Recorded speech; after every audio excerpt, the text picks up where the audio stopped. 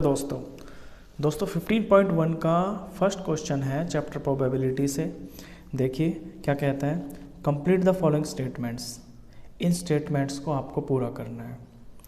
Probability of an event plus probability of the event not E, यानी किसी चीज़ के होने की और उसी चीज़ के ना होने की प्रोबेबिलिटी क्या होती है, तो वो होती है दोस्तों 1।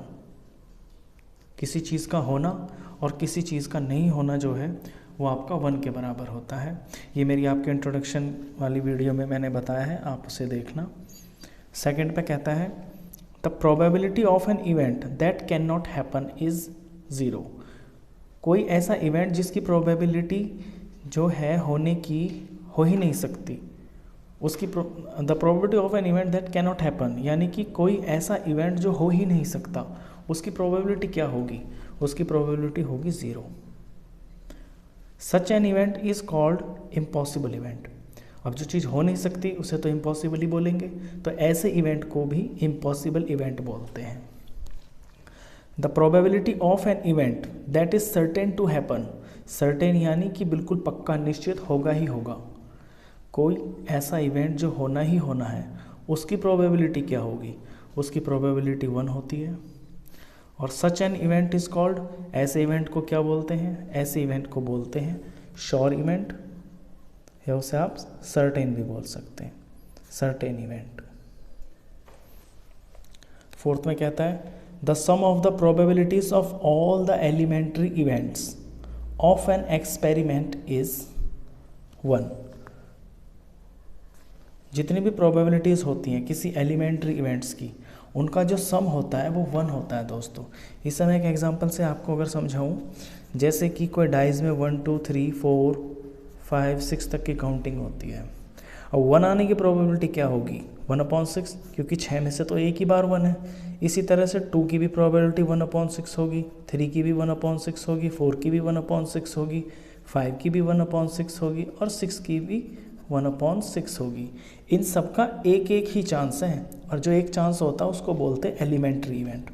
अब अगर इनको सबको प्लस किया जाए ना, तो ऊपर 1 2 3 4 5 6 और नीचे तो है ही इसका जो 6, तो क्या है 1।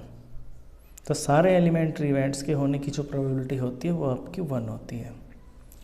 The probability of an event is greater than और इक्वल टू, किसी चीज़ की होने की प्रोबेबिलिटी या तो 0 के आपके बराबर होती है या उससे इक्वल होती है, एंड लेस देन और इक्वल टू, या उससे छोटी होती है और उसके बराबर होती है, यानी कि 1।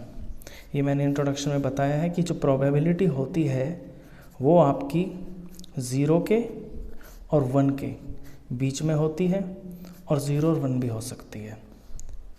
सेकंड क्वेश्चन देखिए दोस्तों, Which of the following experiments have equally likely outcomes? इनमें से कौन से एक्सपेरिमेंट्स हैं जिनके होने के बराबर चांस है, यानी कि इक्वल चांसेस हैं।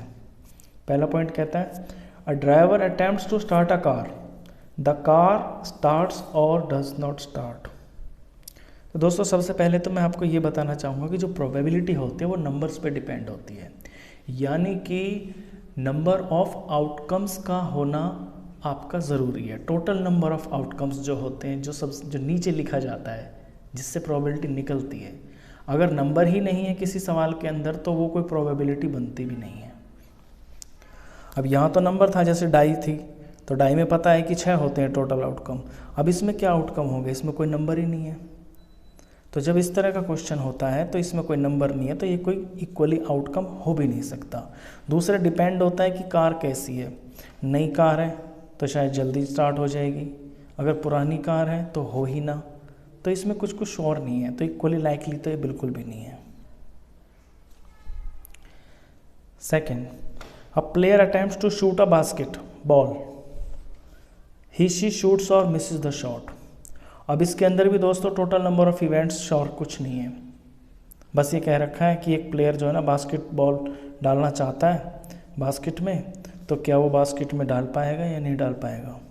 अब इसे हम कैसे बता सकते हैं, वो कोई प्लेयर जो है ना, ये भी तो हो सकता है कि वो बास्केटबॉल का प्लेयर ही ना हो, या ये हो सकता है कि बास्केटबॉल का बहुत एक्सपर्ट प्लेयर हो, तो इक्वली लाइक इसमें कहाँ हुआ, इसमें कोई नंबर भी नहीं है जिसमें से हम जिसको फ्रैक्शन बना सके, जिस तरह से प्रोबेबिलिटीज़ निकाली जाती हैं। तो कुछ भी इसके अंदर इक्वली लाइकली नहीं है।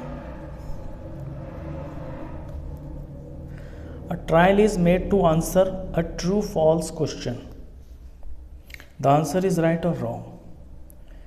किसी बच्चे से कोई सवाल पूछा, वो ट्रू फॉल का क्वेश्चन था, तो द आंसर इज राइट और रॉन्ग। अब कोई बच्चा उसका जवाब दे देता है, यानी उसने ट्रू उसका जवाब दे दिया ट्रू, तो या तो उसका आंसर राइट होगा या वो रॉन्ग होगा। तो इस केस में अब जब ट्रू फॉल का क्वेश्चन है तो बंदा या तो ट्रू बोलेगा या फॉल्स बोलेगा। अब उसका जवाब या तो सही हो सकता है या उसका जवाब गलत हो सकता है। इन दो चीज़ों से तो अलग कुछ नहीं हो सकता ना।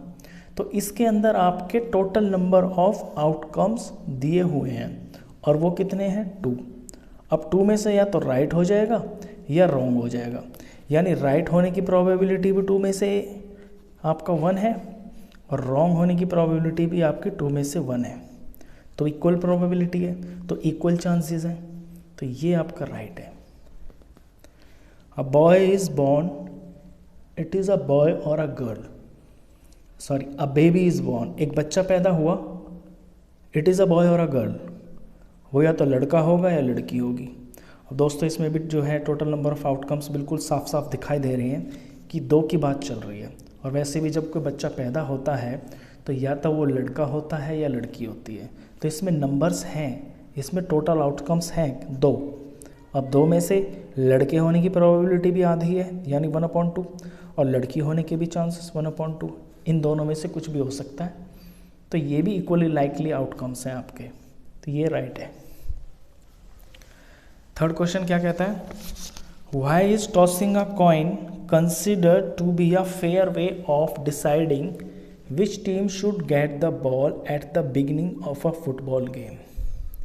कहता है कि जब फुटबॉल का गेम होता है तो उसके अंदर सिक्के को उछालना ही क्यों ईमानदारी मानी जाती है। फेयर मतलब एक ईमानदारी वाला काम होता है। तो ये इसलिए होता है दोस्तों क्योंकि फुटबॉल गेम के अंदर आप जानते हैं कि 2 टीम होती है, यानी एक टीम 1 और एक टीम 2। तो 2 टीम होती हैं और सिक्के के भी आपके 2 ही पहलू होते हैं, या तो हेड होता है या टेल होता है। तो सिक्का जब उछालते हैं तो हेड आने के भी उतने ही चांस होते हैं और टेल आने के भी उतने ही चांस होते हैं, यानी हेड आने का भी 2 में से 1 चांस होता है और टेल आने का भी। तो ये जो आउटकम्स हैं ये इक्वली है ना, तो ये इक्वली आउटकम्स हैं। इसलिए 2 टीम के खेल में सिक्के को उछालना ही एक ईमानदारी वाली चीज़ मानी जाती है। तो इसका अगर आप आंसर लिखेंगे तो सिंपल सा यही लिखना है, the outcomes head and tail are equally likely. मैं लिख देता हूँ, द आउटकम्स कौन से हैं आपके, head and tail, head and tail are equally likely, मतलब दोनों के होने के बराबर चांस है, कोई बेईमानी वाली बात नहीं है।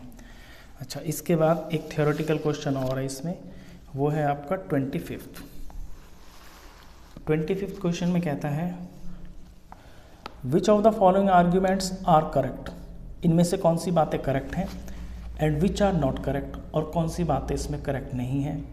Give reasons for your answer, अपने आंसर का रीज़न भी बताइए।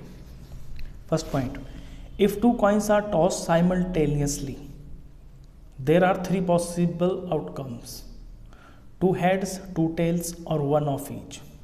Therefore, for each of these outcomes, the probability is 1/3. कहता है अगर 2 सिक्कों को अलग अलग से उछालते हैं, अगर 2 सिक्कों को उछालते हैं, there are 3 possible outcomes. अगर एक साथ 2 सिक्कों को उछाल दें हम तो 3 पॉसिबल आउटकम होते हैं, या तो दोनों बार हेड आ जाएगा, या दोनों बार टेल आ जाएगा, या 1 of each, हेड टेल आ जाएगा। Therefore, for each of these documents, probability is 1/3 outcomes. तो इन तीनों में से हर एक की प्रोबेबिलिटी जो होने की प्रोबेबिलिटी है वो 1/3 है।